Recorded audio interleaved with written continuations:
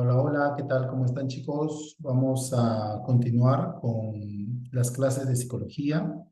Hoy vamos a ver psicoanálisis, ¿ya? Vamos a ver primero la parte teórica y después la parte resolución de problemas. Comparto mi pantalla para eh, empezar.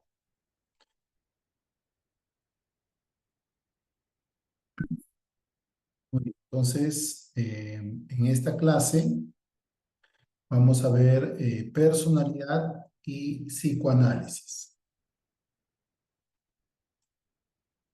El objetivo de la clase es conocer la definición de personalidad y sus dos principales componentes, que es el temperamento y el carácter. También debemos conocer la teoría psicoanalítica, ¿está bien? Tanto la primera y segunda enfoque del psicoanálisis. Y los mecanismos de defensa que plantea Freud. Muy bien, entonces empezamos con personalidad. Bien, vamos a empezar con personalidad. La personalidad se puede definir de manera muy sencilla como nuestra manera peculiar de ser, es decir, nuestra manera peculiar de pensar, sentir y actuar. También podríamos definirlo, ¿no es cierto?, como eh, un sistema de un conjunto de rasgos que son únicos, que son estables, ¿no es cierto?, y que nos hacen diferentes a los demás. La personalidad se puede entender como un conjunto de rasgos que nos identifican, que nos hacen distinto a los demás. También se puede definir así. Bien, tiene dos componentes, el componente temperamento y el componente carácter. ¿Cómo sería el temperamento, eh, el componente temperamento? Por ejemplo, todos los bebitos cuando nacen no son iguales. Unos son más llorones, otros son más dormilones, otros son más reilones. Eso es temperamento. Está determinado por la cuestión hereditaria, el tipo de sistema nervioso. Por lo tanto, podemos decir que es más innato. Y al depender más del sistema nervioso, es más permanente, es más estable, ¿no? Es decir, es muy probable que una persona que es sanguíneo permanezca sanguíneo por el resto de su vida. Una persona que es colérico es muy probable que permanezca por mucho tiempo colérico. Entonces, y eso se expresa en las reacciones emocionales. Un colérico, por ejemplo, tiene mucha reacción emocional, ¿no? Es muy fuerte su reacción emocional. En cambio, un flemático tiene pocas reacciones emocionales. Bien. Pero también está en nuestros estados de ánimo. Por ejemplo, el sanguíneo se caracteriza por ser alegre. En cambio, el colérico por ser impulsivo. El melancólico por ser tranquilo, sereno. Y el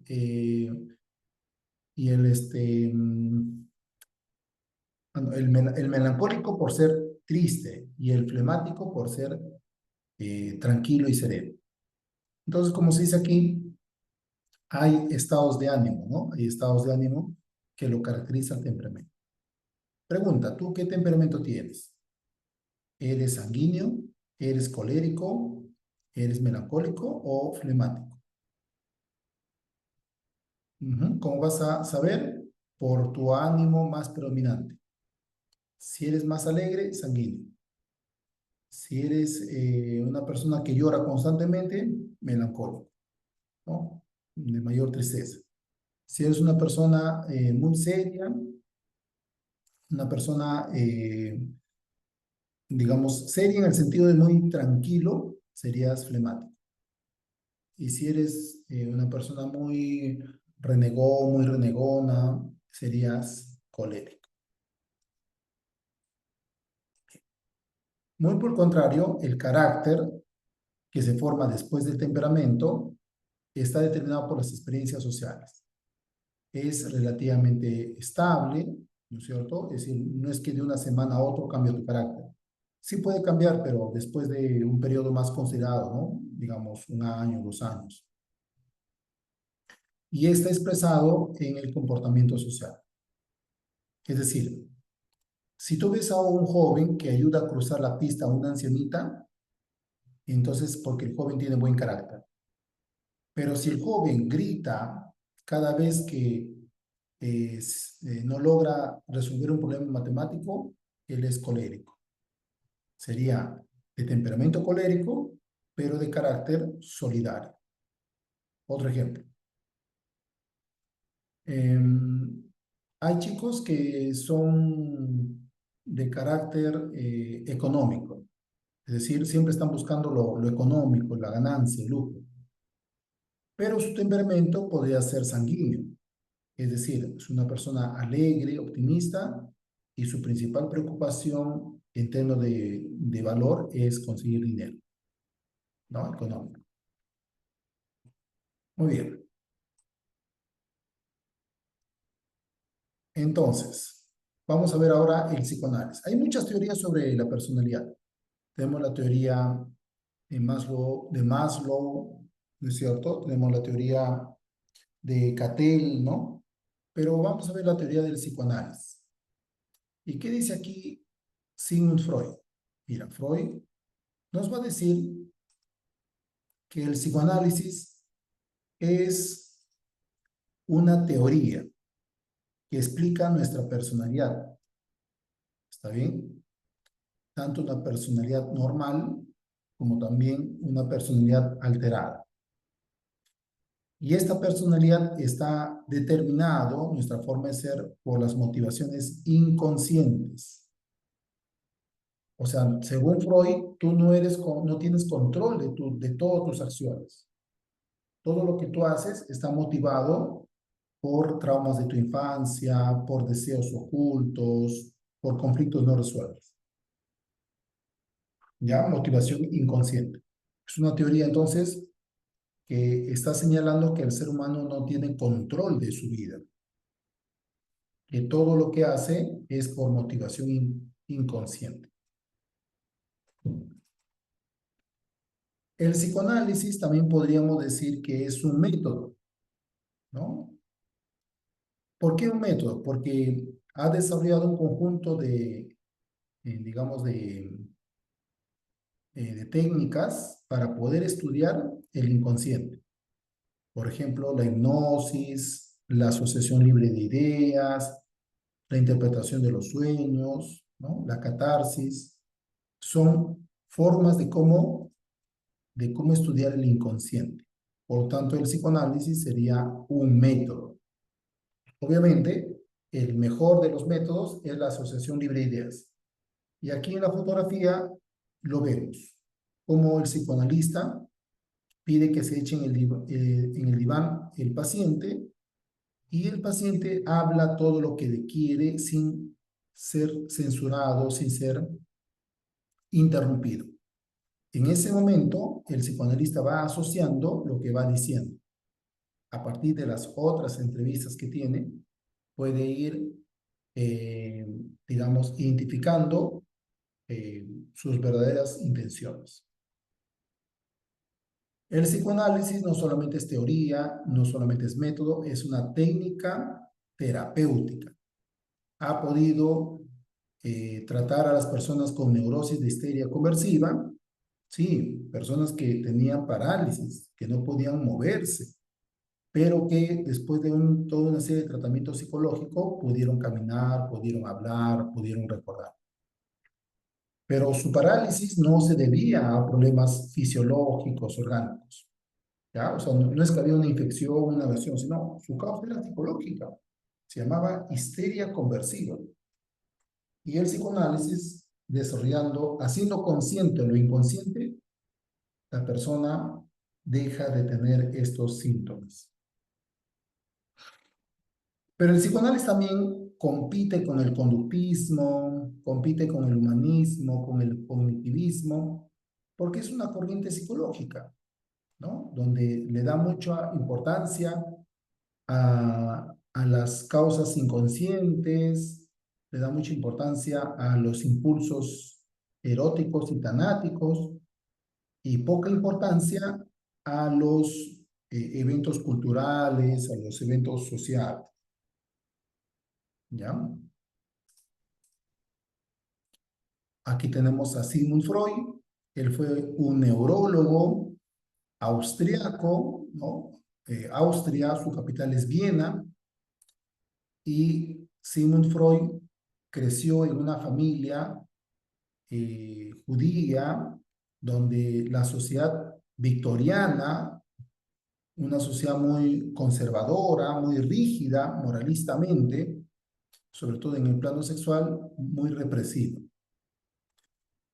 Y podemos mencionar que era una sociedad donde no había muchas libertades en el plano de la sexualidad. Más bien eso era reprimido, eso era considerado como algo eh, pecaminoso. Entonces Freud va a ir a Francia a conocer a Charcot, quien le va a enseñar a hipnotizar, y también va a conversar con Joseph Breuer, quien le va a indicar de que cuando las personas hablan, se sienten más tranquilos, se sienten más liberados, eso es catarsis, la liberación violenta de las emociones, y de esa manera va atendiendo los casos. Uno de los casos que atiende Sigmund Freud es el caso de Anna O, una paciente que no podía tomar agua, que no podía caminar, y después de la psicoterapia llega a caminar, llega a tomar agua, etc. Sigmund Freud también nos va a decir que, que probó muchas formas médicas de tratar utilizando la cocaína como fármaco, ¿está bien? Y, y digamos que eso era una forma de atender, pero sobre todo era más psicoanalítico. Murió de cáncer en la boca, era un fumador muy empedernido y él le dio cáncer a la boca y al final falleció Sigmund Freud. Muy bien. Vamos a ver la primera teoría de Freud. Freud va a decir que la mente humana, a la cual le llama aparato psíquico, este aparato psíquico es como un iceberg en el mar. Hay una parte que se ve del iceberg, hay una parte que se está descongelando y hay otra parte que es más profunda. Esa que se está, digamos, que es más visible de una persona es de la parte consciente. Los recuerdos que tiene guardado y que son accesibles se llamaría el nivel preconsciente. Y donde están los recuerdos de su infancia, los traumas sexuales, ¿no es cierto? Todo eso estaría en el inconsciente. Los que están en el inconsciente, recuerdos reprimidos. En cambio, en el preconsciente están los recuerdos accesibles. ¿Qué dice acá?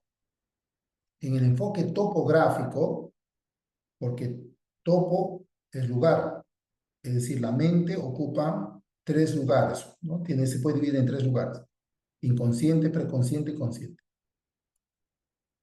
Y establece una división, ¿no?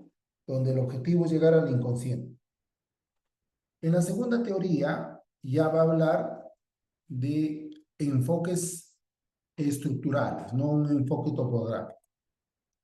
Eso es posterior, donde habla de tres agentes o instancias mentales.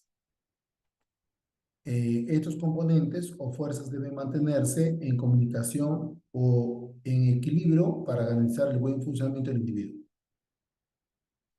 Claro, ¿no? Ahí es donde va a hablar del ello, del yo y el superior. Notarás que el ello siempre es inconsciente, mira. El ello está debajo de esta línea blanca. Ese es el ello. Una parte instintiva, es la parte de nosotros que es más impulsiva, y esa es inconsciente. En cambio, el yo, hay una parte inconsciente, una parte preconsciente, una parte consciente. Por ejemplo, tus mecanismos de defensa va a salir del yo inconsciente, pero que ahorita te des cuenta dónde estás, qué estás haciendo, ese es tu yo consciente. Y hace unos minutos, 1 o 2 minutos, estabas haciendo algo. Ese es tu yo preconsciente. ¿Ya? Entonces, y el super yo también tiene parte inconsciente, parte preconsciente, parte consciente, ¿no? El ello es el único que tiene la parte, siempre es inconsciente. Nunca vamos a llegar a conocer eh, los instintos eróticos, ¿no? Los instintos tonales.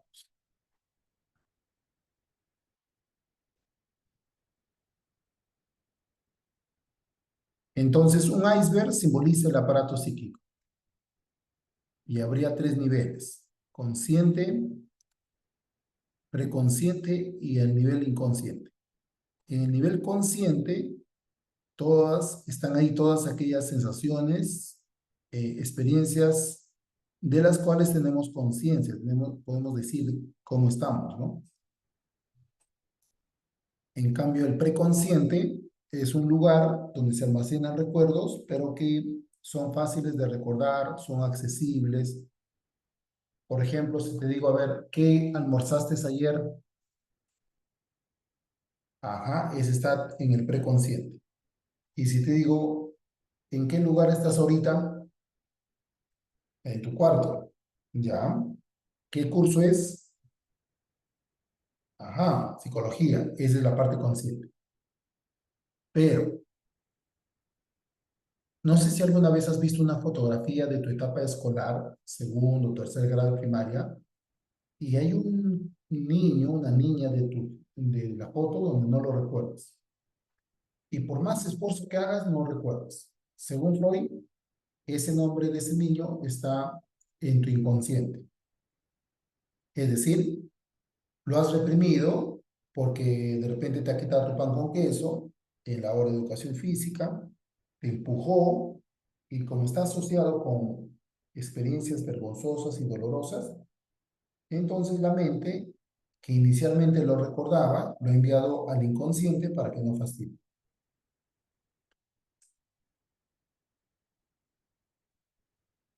Entonces los contenidos inconscientes se manifiestan a través de los sueños, actos fallidos, los chistes y los síntomas conversivos. Voy a explicar cada uno de ellos. Mira, el inconsciente se expresa a través de los sueños. Había un paciente de Freud que decía que constantemente soñaba que ingresaba a una iglesia grande, y que donde llegaba al altar, un sacerdote lo miraba fijamente y luego con un candelabro lo golpeaba. Y se despertaba sudando. Entonces le decía a Freud, ¿por qué tengo estos sueños recurrentes? Como Freud ya sabía un poco de su historia, del pasado, le dice, ese no es una iglesia, esa es tu casa de campo.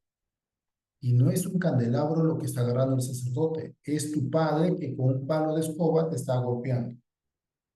Y entonces esa experiencia que él vivió está apareciendo en su inconsciente, pero disfrazado como sacerdote, ¿no? Y su casa aparece como una iglesia. Por eso hay que interpretar los sueños.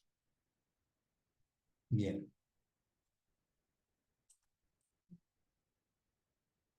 Y el otro forma de, y el otro forma de expresar el inconsciente es a través de los actos fallidos, ¿no? Por ejemplo, una chica que está yendo o que está en su cuarto cambiando los muebles y había pedido una ayuda a un amigo, En vez de decirle, arrincona el mueble hasta la pared, le dijo, arrincóname hasta la pared. Cometió un lapsus, ¿no? Un acto fallido, un error al hablar.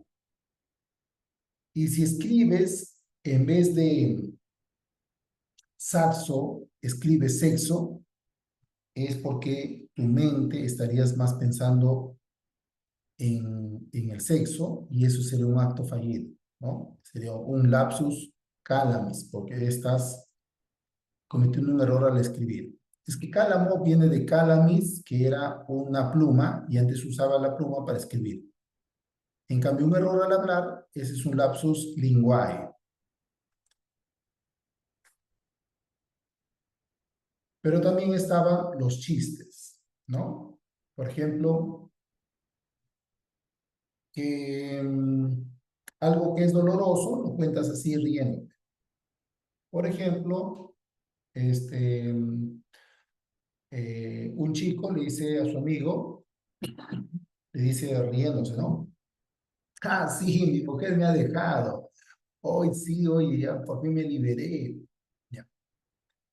Entonces, lo que está haciendo es poner en broma algo que es serio, algo que de verdad le está afectando, pero él lo pone como un chiste. Otro ejemplo. De repente tienes un grupo de amigos donde hay uno de ellos, le agarran de punto, ¿no? Le empujan, le quitan su mochila, etc. Y todos dicen, ah, que así nos jugamos, profesor. Pero Freud diría, detrás de ese juego tal vez hay una envidia, tal vez hay un rencor. Y la otra forma como se expresa el inconsciente es a través de los síntomas conversivos. Por ejemplo, una parálisis, producto de un conflicto psicológico, sería un síntoma conversivo. Es decir, como el caso de Anao, ¿no?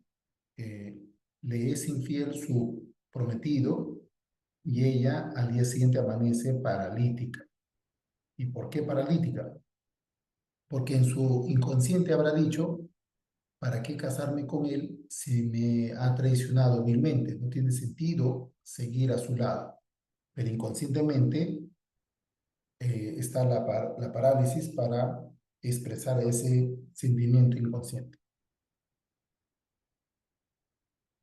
Muy bien.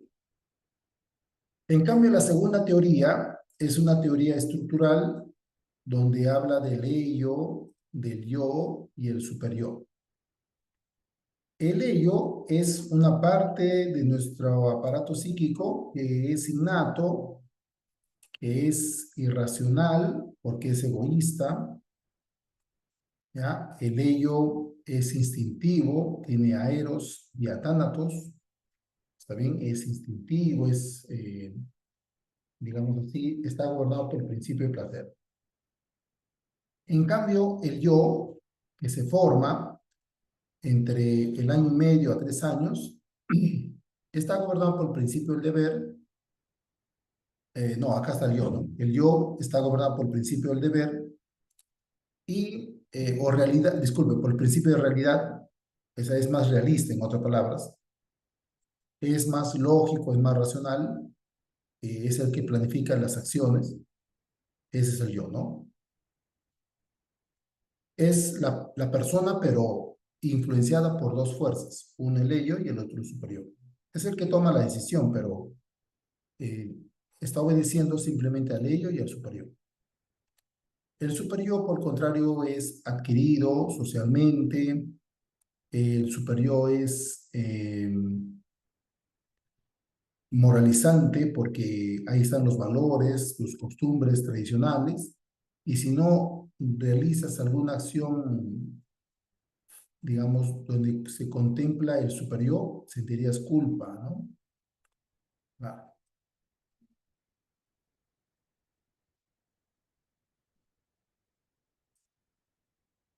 bien. ¿Qué son los mecanismos de defensa? Son estrategias que utiliza el yo inconsciente para aliviar el conflicto, para aliviar la ansiedad, más no resolver. Solamente reduce la ansiedad. El más importante de los mecanismos de defensa es la represión. ¿Qué es reprimir? Enviar al inconsciente hechos prohibidos, hechos vergonzosos. Por ejemplo, también vamos a ver un ejemplo ahí para que me entiendas. Mira,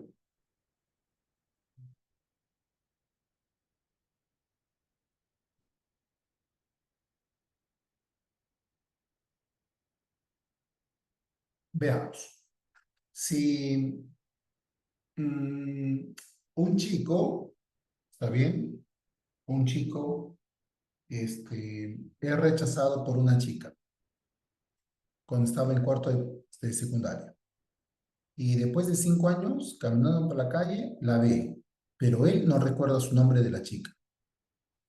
¿Por qué?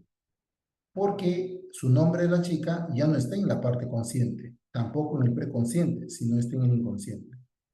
Está reprimido. ¿Por qué? Porque recordar su nombre involucraría recordar toda la decepción, ¿no? Todo el malestar que sintió. Profe, pero hay cosas que yo los digo, algo que me pasaron. ¿Y por qué? Ah, es que ese ya está en el preconsciente. En el preconsciente no solamente están tus conocimientos matemáticos, tus conocimientos que vas adquiriendo en la academia, sino también los recuerdos que antes eran dolorosos, pero que ya forman parte de tu vida, lo aceptas y ese es preconsciente. En cambio, que sepas que hoy día estás aquí en la academia, escuchando la clase, esa es la parte consciente. Ya, pero cuando las experiencias son dolorosas aquí, vergonzosas, lo enviamos al inconsciente para que no fastidie. Y a eso le llamamos represión. ¿Ya? ¿Qué es reprimir? Es enviar al inconsciente hechos vergonzosos.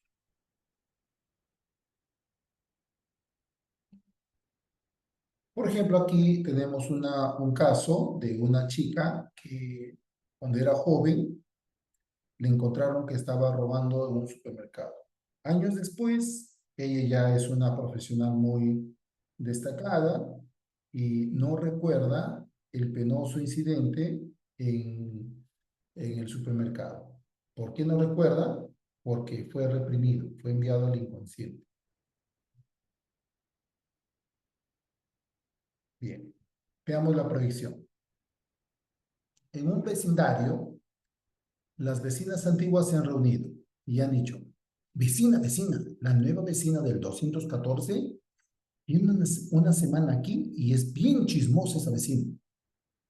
Sí, vecina, ya se enteró que el vecino de 240 le es infiel a su mujer.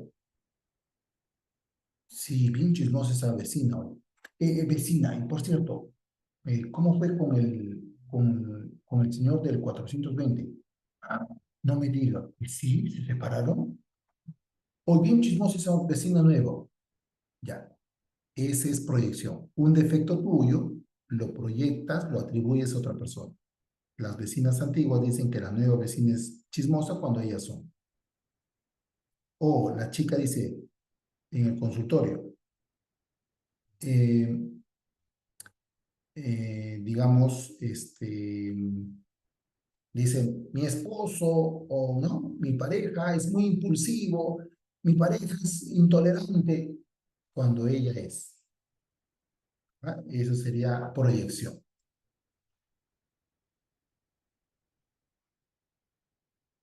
Vamos a ver otro mecanismo de defensa, la racionalización. Recordemos que todos estos mecanismos de defensa, ¿quién le está usando? Todo eso lo está usando el yo inconsciente, ¿sí o no? Claro, mira, acá está el ello. No, así no, vamos a poner así. Mira, el ello, que busca placer. Aquí está el yo que busca el principio de realidad. Y acá está el super yo, que es el principio del deber. Este es deber, este es placer, y este es el principio de realidad.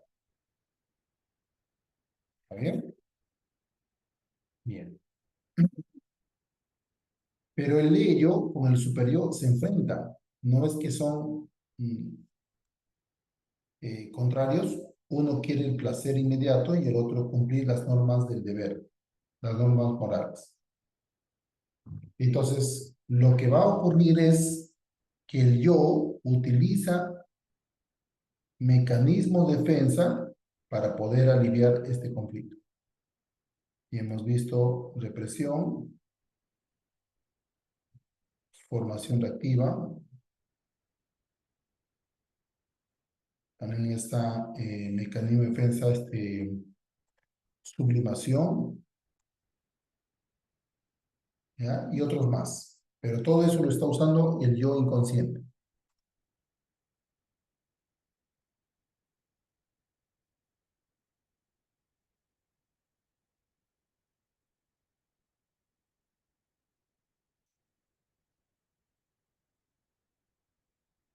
La racionalización consiste en justificar con falsos argumentos un error o un olvido. Por ejemplo, el amigo de Fermín ha fumado y ha mencionado que solo fue una vez y que no le ha hecho daño, no le hará daño. Ya, pero está racionalizando, ¿no? Creer que un cigarro no va a hacer daño, eh, ese es un falso argumento. ¿Por qué? Porque las adicciones empiezan así, ¿no? Un cigarro, luego dos, luego tres y luego ya no salen. Entonces, esa es racionalización. Otro ejemplo de racionalización es cuando un chico que no logra su objetivo, digamos, postula y no ingresa, dice, la culpa la tiene el lápiz. Sí, lamentablemente me tocó un lápiz que se rompiera, pum, empecé. Entonces está racionalizando, está justificando con falsos argumentos. Ahora veamos la sublimación. ¿Qué dice acá? Consiste en sustituir mm, lo inaceptable por aquello que sea aceptable, aprobado por la sociedad. Por ejemplo, cuando eran niños, no, sus maestras le reclamaban porque eran muy agresivos, muy pegalones. Pero como boxeadores, sí está permitido. Está bien, como boxeadores, vamos a darnos cuenta aquí que están en el fondo siendo pegalones, pero socialmente aceptados. Como boxeador no van a tener la crítica. Más bien van a decir, pega más fuerte, ¿no? Están sublimando. Veamos la formación reactiva. Consiste en atribuir características opuestas a lo que realmente sientes. Por ejemplo, encubrir un odio con manifestaciones exageradas de afecto, ¿no? Es que no es que lo quieras sinceramente, sino que esa exageración de protección encubre un odio. O otro ejemplo, mira. Yo caminaba hacia el paradero y cuando vi que del otro lado de la pista una moto pasó a alta velocidad y el agua que estaba en el charco le llega a uno de los chicos que estaban caminando ahí de la academia. Y sus amigos estaban como a 2 metros más atrás, que no les llegaron nada de agua sucia a ellos. Pero cuando el chico es empapado con agua sucia, yo dije, se pondrá a llorar, algo le va a pasar. No, riéndose dijo, oye, causa, vecino, lo que le ha pasado, ese pata más mojado.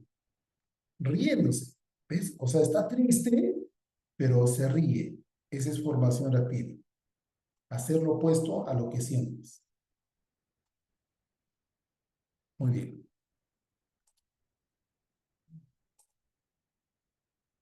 Sí, a ver, ¿estás comprendiendo lo que estoy explicando? Entonces, en resumen, la personalidad es nuestra forma de ser. Hay muchas teorías que explican nuestra forma de ser, sí, pero hoy día hemos visto el psicoanálisis, cuyo máximo exponente es Sigmund Freud. Freud, en su primera teoría, dice que la mente, que es un aparato psíquico, hay tres niveles. La parte consciente, la parte preconsciente y la parte inconsciente. En su segunda teoría, habla del ello, que es innato, el yo que se aprende, y el superior también que se aprende. solo que el yo es lógico, el superior es más moral, más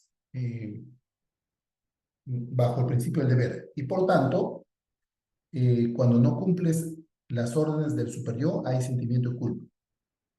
Por ejemplo, un ejemplo. Hoy día te levantaste ni bien sonó el despertador o dijiste 5 minutitos más. Ajá, 5 minutitos más. Tu ello quería seguir durmiendo. No es que el ello busca placer, pero tu superior, ¿no es cierto? Quería levantarse. Probablemente el ello ganó y dormiste. Tú dijiste 5 minutos más. Pero cuando te volviste a despertar, no había pasado 5 minutos, sino había pasado como 15 o 20 minutos. Entonces, cuando tú te levantas, estás ahí renegando, un sentimiento de culpa. Maldita sea, ¿por qué me he despertado tarde? Voy a llegar otra vez tarde. Ya. Ese sentimiento de culpa se debe a que el superior te está cuestionando. Algo así como, ¿por qué no te levantaste ni bien sonó el despertador? ¿Está bien? Frente a ese conflicto, el yo inconsciente utiliza mecanismo de defensa. Podría decir, profesor, el tráfico, ajá, va a racionalizar, va a justificar con falsos argumentos, ¿no es cierto? O podría ser una formación reactiva, ¿no? Es decir, eh, llega tarde, pero él es el que eh, dice a sus compañeros que la puntualidad es importante, ¿no? Hay que llegar temprano.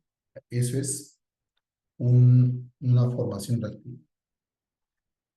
Muy bien.